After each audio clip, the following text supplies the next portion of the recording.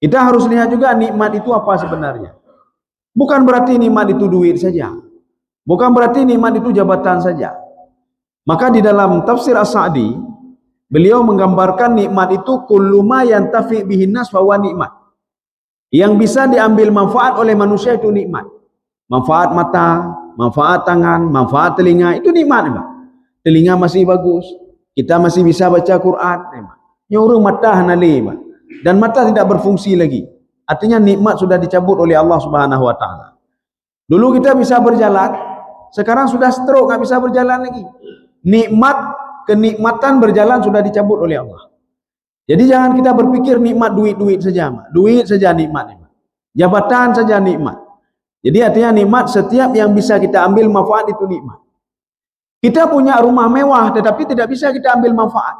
Kita di rumah sakit, rumah mewah itu besar sekali, Pak.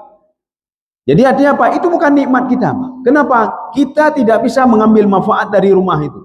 Kenapa tidak bisa mengambil manfaat? Kita tidak bisa tidur di rumah itu. Karena sekarang kita tidur di ICCU, ICCU tidur. Di rumah sakit kita tidur. Makanya Rasulullah mengatakan, malulah kalian, kata Rasulullah, kalian membangun rumah tapi tidak pernah tinggal di rumah itu. Kalian mencari harta tapi tidak pernah mengambil manfaat dari harta itu. Terus kalian simpan. Maka malulah kalian, kata Rasulullah sallallahu alaihi wasallam. Ini yang alasan yang pertama. Kenapa kita bersyukur kepada Allah? Maka wujud syukur itu alhamdulillah ya nikmat. Jadi baik mepep. Nyo kejut nikmat becut nikmat lagu. Hek long kerja dari bengar tok tepuk long kerja. Saya kerja dari pagi sampai sore tapi dapatnya cuma sedikit. Ini orang-orang model seperti ini. Besok enggak diberikan lagi, Pak. Alah kakak tajuk pi menak ni, Pak. Ya. Tidak kita berikan, marah-marah juga. Kita berikan nikmat banyak hari ini lebih daripada kemarin, dia mengatakan kok lebih sedikit daripada tetangga saya. Tetangga saya lebih banyak lagi. Ya, nikmat. Jadi tidak pernah dia mensyukuri nikmat Allah Subhanahu wa taala.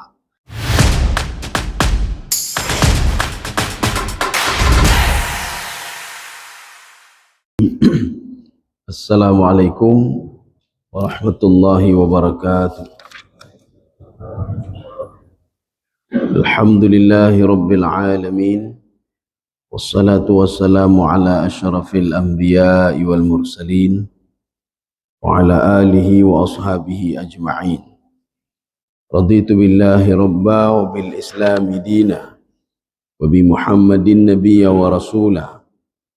Rabbi syrah li sadri wa yassir li amri wahlul 'uqdatam min lisani yafqahu qawli. Allahumma ja'al jam'ana hadha jam'an marhuma wa tafarruqana min ba'dihi tafarruqan ma'suma. Kaum muslimin dan muslimat sidang jamaah subuh yang dirahmati Allah. Kita memasuki pembahasan aqabatul hamdi wa syukri, yaitu pembahasan tentang alhamdu. Hamdu itu memuji Allah Subhanahu wa taala. Wa syukri, dan bersyukur kepada Allah. Kenapa dikatakan akabah? Karena bersyukur itu susah, berat. Seperti naik ke atas gunung. Kenapa dikatakan alhamdu itu berat? Karena susah juga. Kita memuji Allah Subhanahu wa taala. Mengucapkan alhamdulillah itu berat. Jadi sekarang kita akan mengkaji kenapa kita harus bersyukur kepada Allah. Kenapa kita harus memuji Allah Subhanahu wa taala. Sebelum kita masuk ke pembahasannya, ada yang mengatakan alhamdu wa huwa asana. Hamdun itu adalah sana. Sana itu memuji Allah. Alhamdulillah, alhamdulillah, alhamdulillah. Kemudian di dalam sebuah riwayat yang lain, barang siapa yang tidak memuji Allah, maka dia tidak bersyukur kepada Allah Subhanahu wa taala. Dalam sebuah riwayat lain lagi, ra'sul hamdi asyukru. Jadi apa namanya? Puncaknya alhamdu itu adalah asyukru. Kita bersyukur kepada Allah Subhanahu wa taala. Sekarang apa makna syukur itu sendiri? Apakah syukur itu kita banyak bersedekah? Apakah syukur itu kita banyak beribadah? Pada suatu hari Nabi Musa alaihissalam mendatangi bermunajat kepada Allah Subhanahu wa taala. Ketika itu apa kata Nabi Musa alaihissalam? A'taitana kulla syai'in. Engkau memberikan kami segalanya ya Allah. Engkau berikan nikmat ini, nikmat itu. Fa kaifa nashkuru bika? Bagaimana cara kami bersyukur, bagaimana? Apakah harus bersedekah, harus ibadah dan lain sebagainya? Allah Subhanahu wa taala mengatakan, "Innal 'abda ya'rifu anna ni'mata minni faqad syakara." Kalau seseorang itu tahu nikmat itu berasal dariku, artinya dia sudah bersyukur. Ya, jadi tidak mesti kita bayar zakat, bersedekah yang banyak-banyak. Kita beribadah yang banyak-banyak sebagai bukti syukur. Kita teringat saja kepada Allah, itu sudah bersyukur.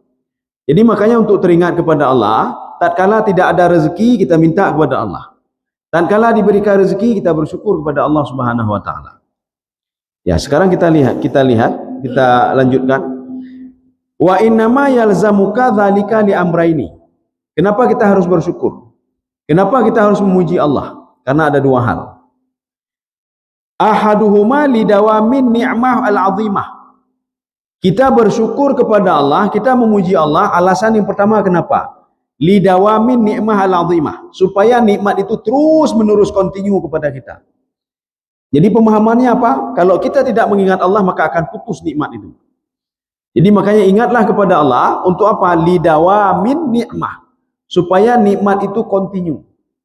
Kita sudah pernah menceritakan bagaimana seekor burung yang buta.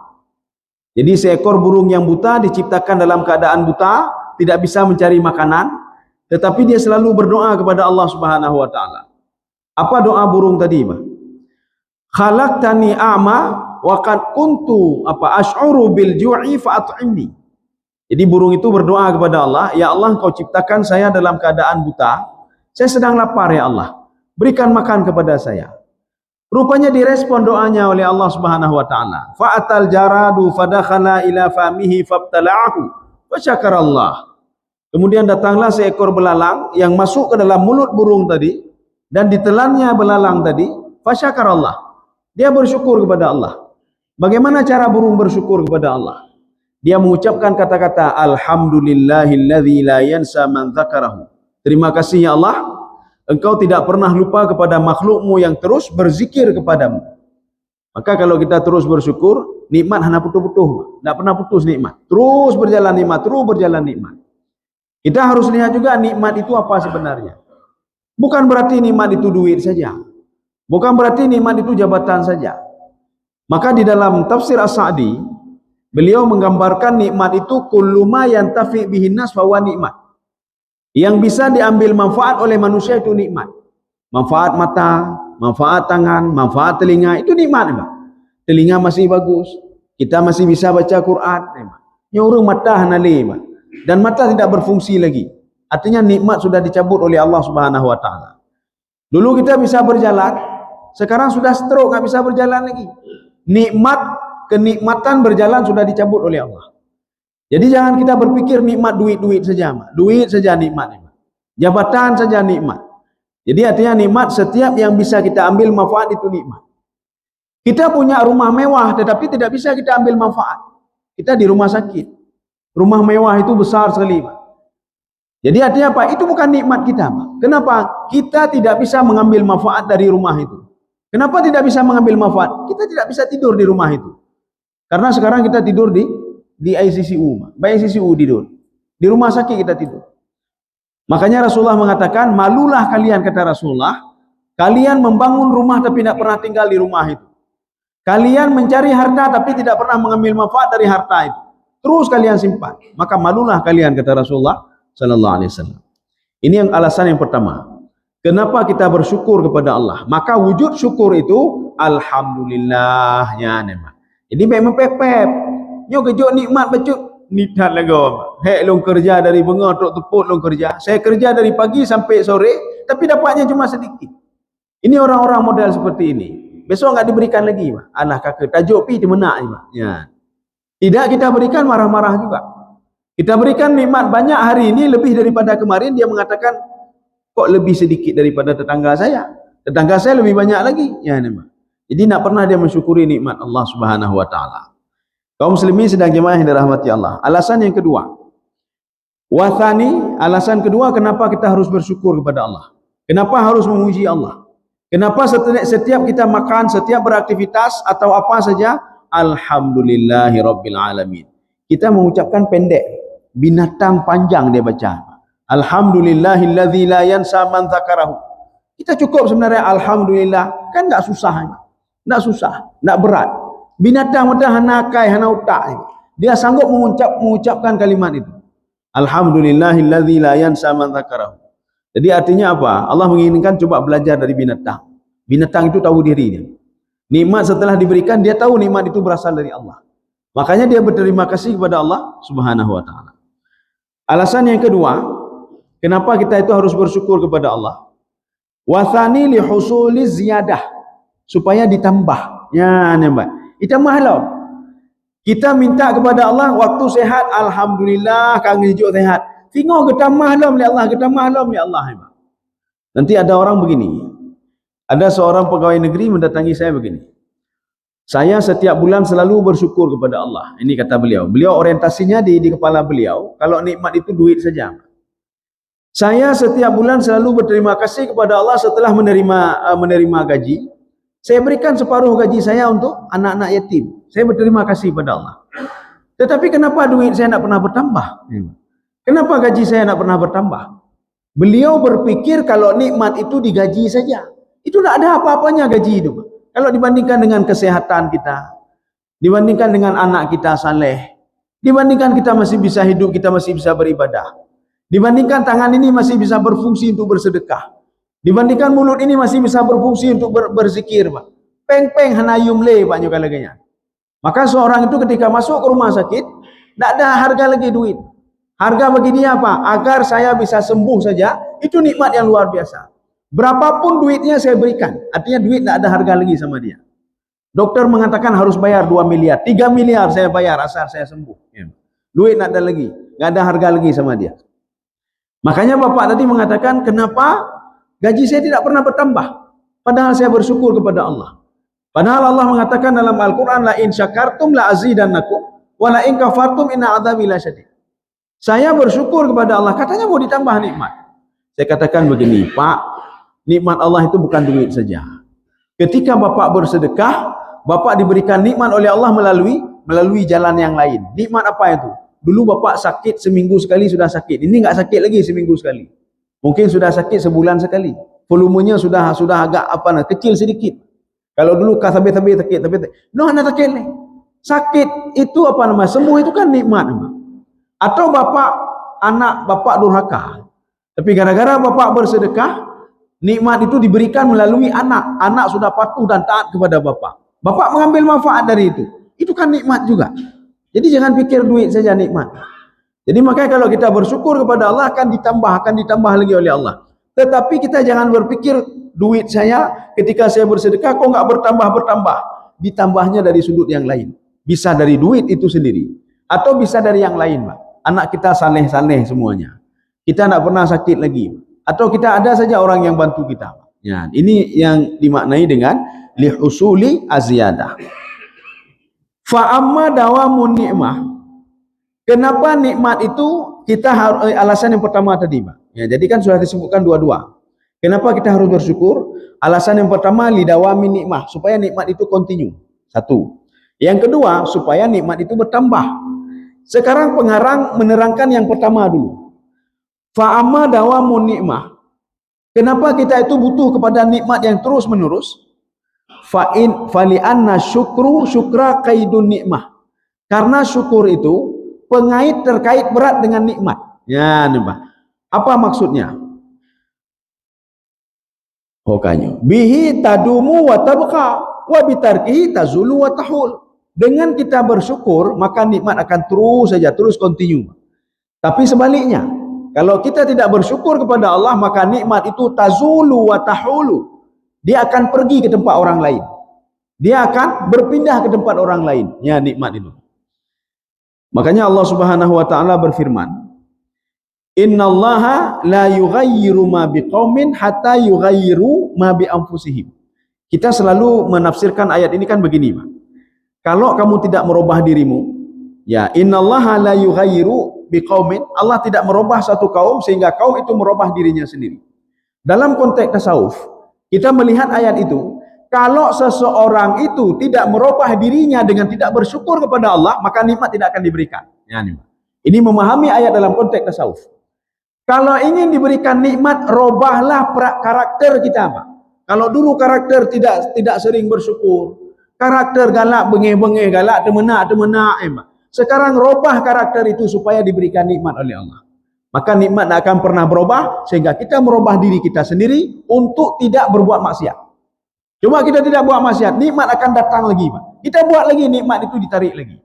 Makanya Rasulullah SAW dalam hadisnya mengatakan begini. Haram, kata Rasulullah. Ya, Pak. Haram seorang itu diberikan nikmat apabila dia berbuat maksiat. Maka maksiat itu sebagai penghalang nikmat bagi dia. Ini makna hadisnya. Jadi artinya Allah Subhanahu wa taala akan memberikan nikmat kepada si fulan ketika di pagi hari. Ini kita sudah ada jatah nikmat pagi ini, Pak. Tapi tiba-tiba gara-gara kita berbuat maksiat, nikmat itu dipending dan ditarik kembali oleh Allah Subhanahu wa taala. Maka Rasulullah mengatakan haram nikmat itu kepada orang pembuat maksiat. Makanya ketika dia berbuat maksiat, nikmat tidak jadi diberikan, ditarik kembali. Padahal sudah banyak sekali nikmat akan diberikan. Maka kita itu mengatakan, kenapa Allah tidak pernah berikan nikmat kepada saya? Maka Allah mengatakan, robahlah dirimu dulu. Innallaha la yughayyiru ma biqaumin hatta yughayyiru ma bi anfusihim. Kalau kamu mau merubah dirimu, jangan seperti itu terus. Kamu harus bertakwa kepadaku, bersyukur kepadaku, maka akan aku berikan kembali nikmat itu. Ya. Kan hanya Pak, nah mendum. Binatang gejo oleh Allah. Pertanyaannya, kenapa binatang kontinu diberikan oleh Allah? Kenapa burung kontinu diberikan oleh Allah nikmatnya? Karena setiap binatang itu ingin cari makan, dia selalu minta kepada Allah. Ketika binatang itu selesai makan, selalu bersyukur kepada Allah. Makanya dawamul nikmah, nikmat dia terus menerus binatang ini. Makanya binatang itu tidak punya akal dia, Pak. Sekolah tidak, apa-apa tidak. Hana aja sekolah SD, SMP, SMA binatang makai hana apa. Tapi rezekinya ada. Kita sudah pendidikan hebat sekali, rezeki enggak jelas ya, Pak. Rezekinya enggak jelas. Sebenarnya bukan rezeki yang enggak jelas, kita sendiri yang enggak jelas, Pak. Ya. Kenapa? Kita tidak pernah minta kepada Allah. Kita tidak pernah bersyukur kepada Allah. Artinya nikmat hanya diberikan satu kesempatan saja. Kasib. Nanti menyodron merubah diri akan kuberikan lagi. Menyuhana ke lagi-lagi aja. Ya. Makanya dalam sebuah hadis qudsi Allah berfirman, barang siapa yang bertawakal kepada tangannya, dia lebih mengandalkan tangannya. Dengan tangan ini saya bisa dapat ini, saya bisa dapat ini, saya bisa dapat ini. Maka Allah mengatakan uruslah dirimu sendiri, kata Allah. Sama seperti juga barang siapa yang bertawakal kepada hartanya, kepada dunia, uruslah dirimu sendiri, kata Allah. Maka orang seperti ini banyak yang stres. Stres akibat dia sudah yakin betul, saya akan dapat harta begini, saya akan dapat. Kenapa? Keahlian saya, kepintaran saya, kecerdasan saya. Tetapi ketika dia bekerja tidak sesuai target. Target dia begini tapi tidak sesuai. Ipungut ligop, orang ini stres. Tapi kata Allah Subhanahu wa taala, barang siapa bertawakal kepadaku, dia berusaha. Jadi makna tawakal itu ikhtiar, ada usaha dulu. Kita ingin sesuatu, ya Allah saya ingin anak saya sembuh. Kita berusaha, kita ambil anak kita bawa ke sana, kita bawa ke sana. Ya Allah saya sudah berikhtiar ya Allah, sudah saya lakukan sesuatu. Saya bertawakal kepada Engkau ya Allah. Dia tawakal kepada Allah. Maka Allah katakan barang siapa bertawakal kepada saya, akan saya urus urusannya, kata Allah. Jadi makanya orang tawakal tak pernah stres. Orang tawakal tak pernah stres. Kenapa? Karena dia selalu teringat kepada Allah Subhanahu wa taala. Maka Imam Sya'rawi mengatakan di dalam tafsir beliau, apa kata Imam Sya'rawi? Limadza natawakkal 'ala Allah? Kenapa kita bertawakal kepada Allah? Kenapa tidak bertawakal kepada tangan kita? Kenapa tidak bertawakal kepada iblis, kepada syaitan? Beliau menjawab, kita bertawakal natawakkal 'ala Allah li'anna kulla makhluqatihi khadi'un ila Allah. Karena semua ciptaan Allah, semua tunduk dan patuh kepada Allah, termasuk iblis dan syaitan. Maka menyai perkara li iblis, tawakal kepada Allah. Iblis takut sekali kepada Allah. Kalau kita macam-macam, ada masyarakat macam-macam, tawakallah kepada Allah. Kenapa? Ciptaan Allah semua dia takut kepada Allah dan Allah bisa mengontrol mereka. Ini kata Imam Sya'rawi. Maka kita harus bertawakal kepada Allah Subhanahu wa taala. Maka semua urusan kita akan diurus oleh Allah Subhanahu wa taala. Kaum muslimin sedang jamaah yang dirahmati Allah. Wa qala azza wa jalla, jadi Allah berfirman, ini potongan ayatnya, potongan ayat. Fakafarat bi an'umillah fa'adzaqahallahu libasal ju'i wal khaufi. Ada satu daerah, Kalau kita telusuri di dalam tafsir itu, daerah itu Mekah. Maka dalam sejarah, Mekah pernah kelaparan, Pak. Mekah pernah ketakutan. Ketakutan apa? Ketika diserang oleh tentara Abraha. Yang tidak ada dalam sejarah, gajah itu akan menghancurkan sesuatu, menghancurkan Ka'bah, tapi dengan jumlah yang sangat besar sekali. Kan begitu takut masyarakat waktu itu, Mekah. Maka di dalam tafsir diungkapkan, ayat ini dikhususkan bagi penduduk Mekah. Karena mereka kufur kepada Allah atas nikmat yang diberikan oleh Allah, fa'adzaqahallahu libasal ju'i wal khaufi. Mereka diberikan kelaparan oleh Allah. Kemudian mereka diberikan ketakutan oleh Allah.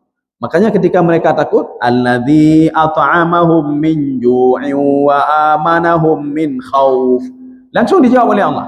Karena rahmatku, kata Allah, alladzi at'amahum min ju'. Allah memberikan kalian makanan gara-gara kalian lapar. Siapa? Melalui negara mana, Pak? Melalui negara Ethiopia. Kenapa? Makanya kalau kita tawakal kepada Allah, Allah akan membantu kita melalui cara yang berbeda. Bisa saja mengirim sesuatu. Bisa saja mengirim Ethiopia.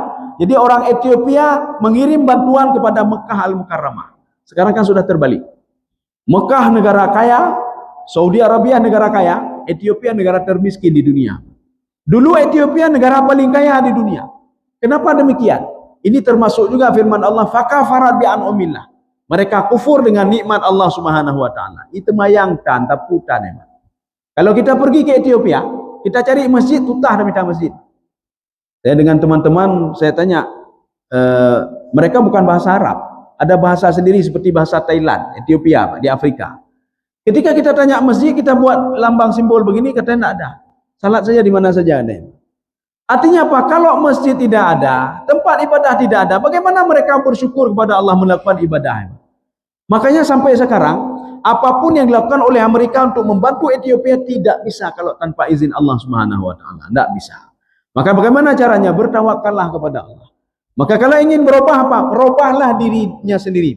Insya Allah Allah akan memberikan nikmat kepada mereka. Yang kedua lagi kan, bahkan tapi lagi nyolong ya Allah. Kenapa setiap hari saya seperti robahlah pekatun katanya Pak.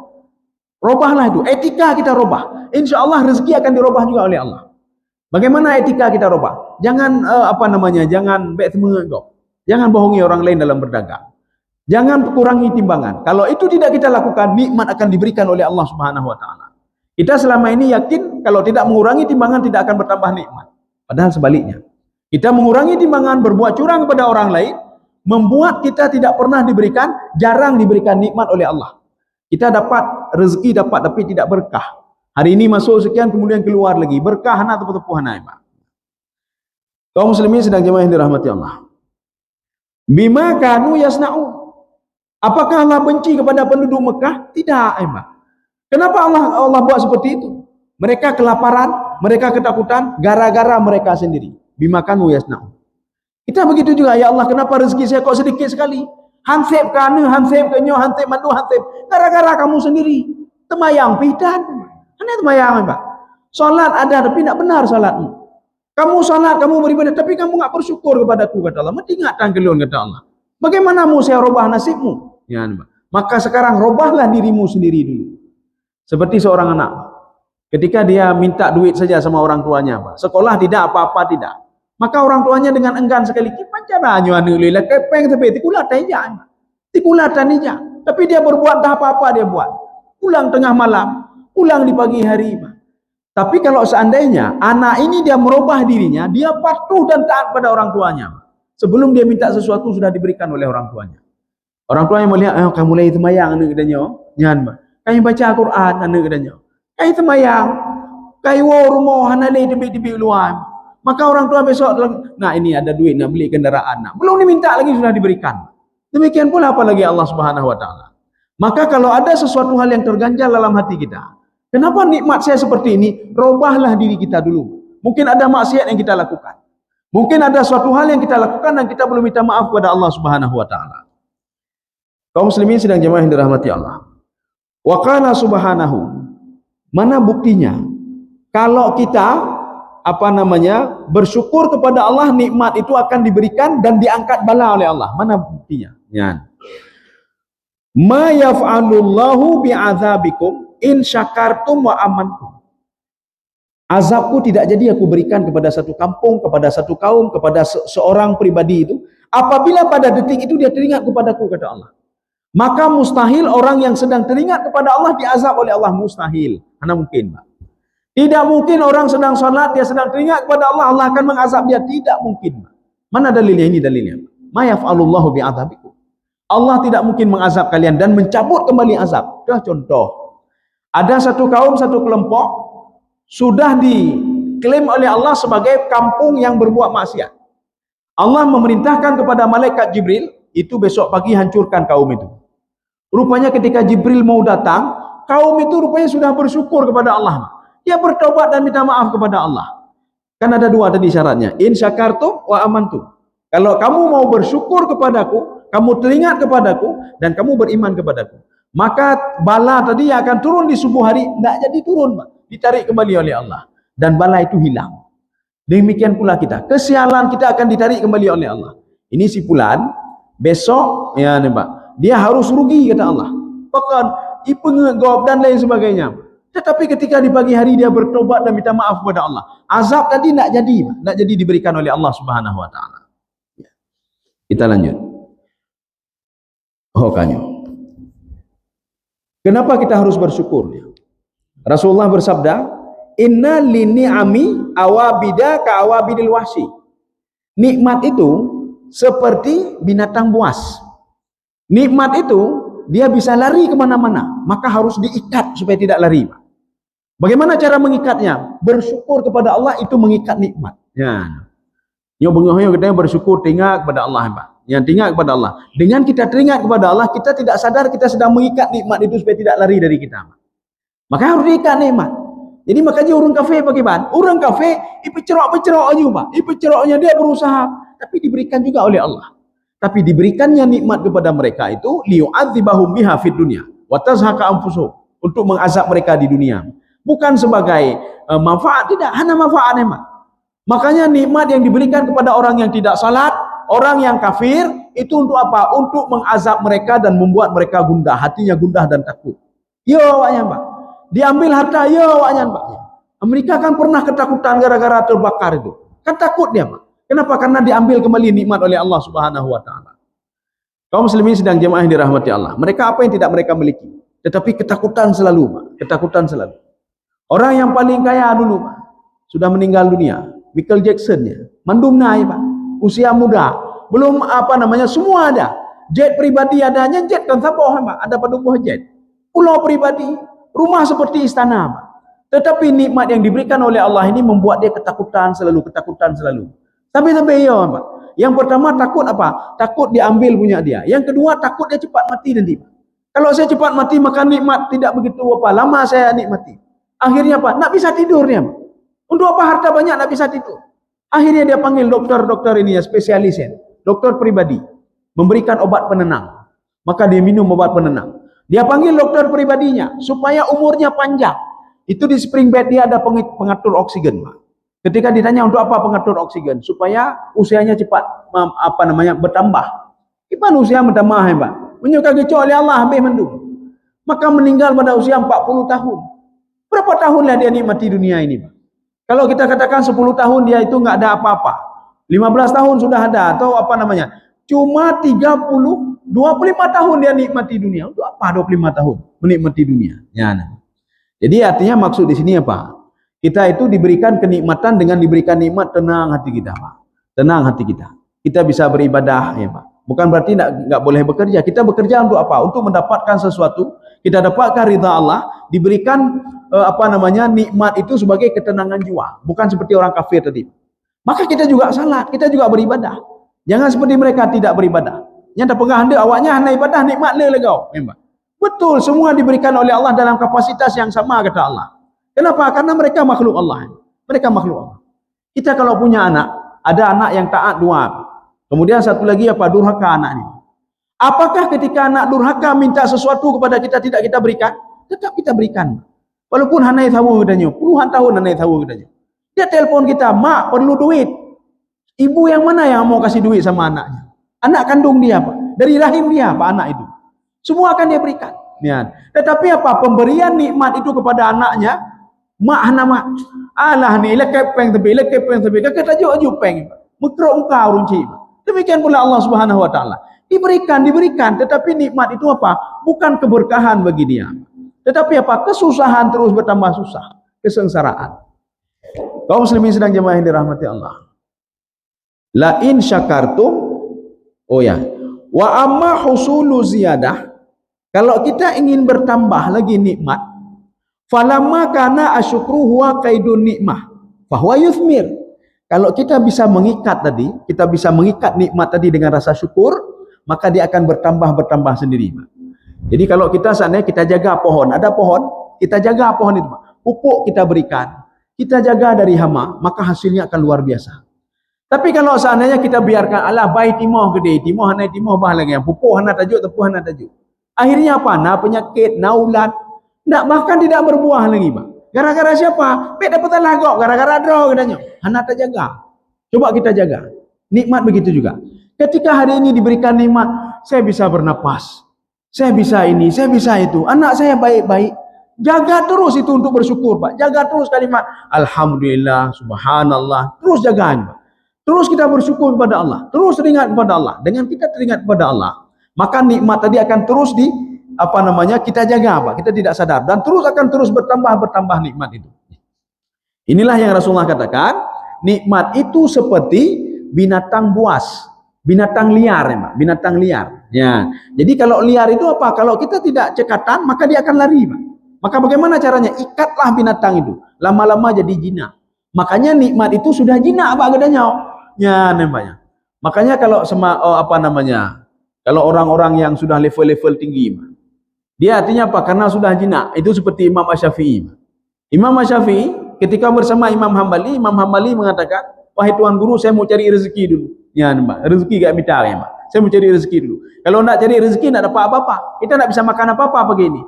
Imam Syafi'i mengatakan, silahkan wahai muridku, tak apa-apa, kamu saja cari, nanti nak dapat apa-apa, iya pergi saja, tak apa-apa, pergi saja, saya biar di sini saja.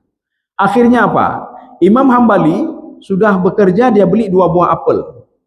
Sampai ke situ apa kata beliau? Wahai Tuan Guru, coba lihat, ini hasil kerja saya. Saya sudah bisa beli 2 apel. Kalau saya tidak bekerja, saya tidak bisa beli 2 apel. Ini Tuan Guru, satu untuk Tuan Guru. Akhirnya Imam Syafi'i mengatakan, saya tidak perlu bekerja, apel sudah ada di depan saya. Ya, Pak. Apel sudah ada di depan saya. Ini kita katanya tak kaji, ya, Pak. Imam Syafi'i sudah mengikat nikmat itu, sudah diikat oleh Imam Syafi'i. Kalau Imam Hambali waktu itu belum mengikat lagi, Pak. Dia masih mencari, Pak. Ya, Pak. Ini pembahasannya nanti luas sekali tentang ini, Pak. Sudah 6:30 ini. Ya.